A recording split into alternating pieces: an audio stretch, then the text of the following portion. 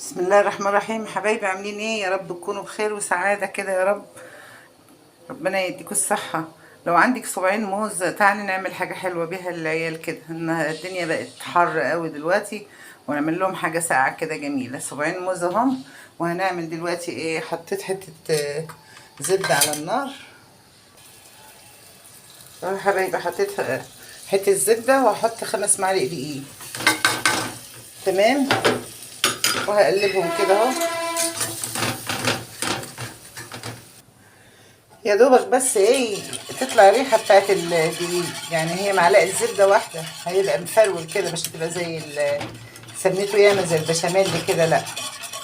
هي معلقه واحده زبده وهتبقى دقيق مفرول كده. توطي النار عليها كده ايه، وتعمليها اكنك بتعملي بشاميل بالظبط. معاك 5.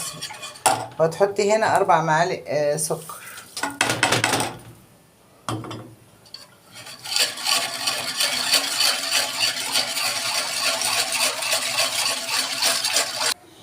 اه حبايبي، اكنك بتعملي مهلبيه بالظبط. هي كده حلوه قوي، شايفه؟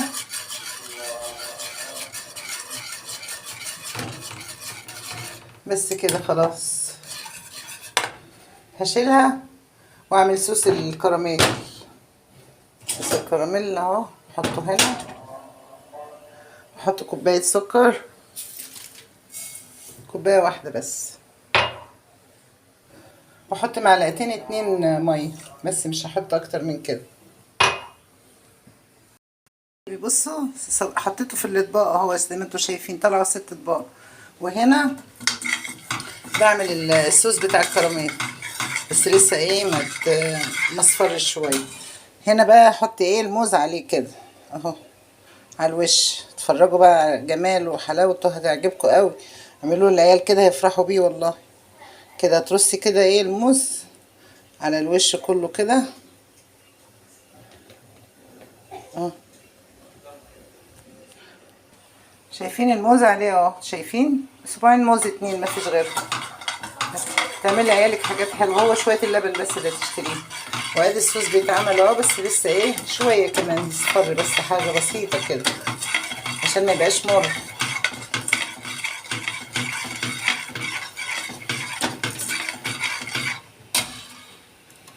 عشان موطيه النار بس، نعلتها شويه.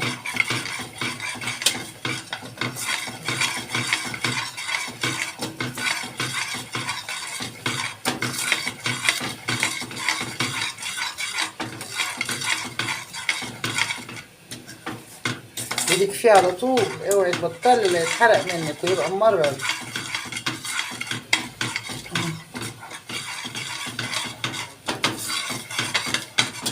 انا بقى وطي النار شويه، واحط حته الزبده دي.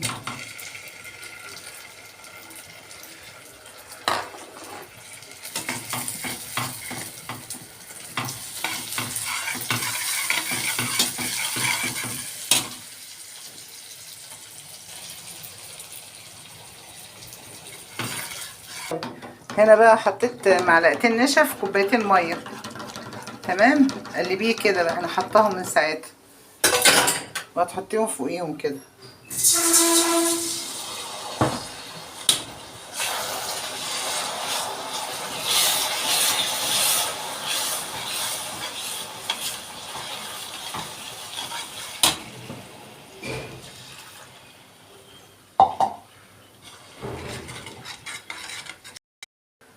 شايفه الصوص؟ بصي احلى صوص بشاميل بتاع دوت. بصوا الجمال، بصوا احلى صوص كراميل. هتحطيه بقى على الوش وخلاص. ايه رايكم بقى في الحاجه الحلوه دي؟ سريعه ازاي وفي ساعتها، مش هتاخد وقت منك. هو كيلو لبن بس اللي تغرميه، ونص وصباعين موز يكونوا عندك ولا حاجه. حطيه بقى في التلاجة واتفرجي على الطعم. الله، ما اتحط في التلاجة بقى وجماله. بصوا العسل جميل جدا والله، طعمه يا نهار ابيض. امم طعمه حلو قوي. والله طعمه في منتهى الجمال، وكله مش مكلف ياما يعني. ده هو كيلو لبن اللي هتعملي بيه.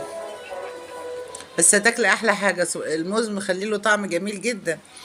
اعمليه يلا وتهني كده يا رب، واعملي لعيالك خليهم يفرحوا. حطيه في بس في التلاجة، ما يبقى ساعة بيبقى طعمه احلى.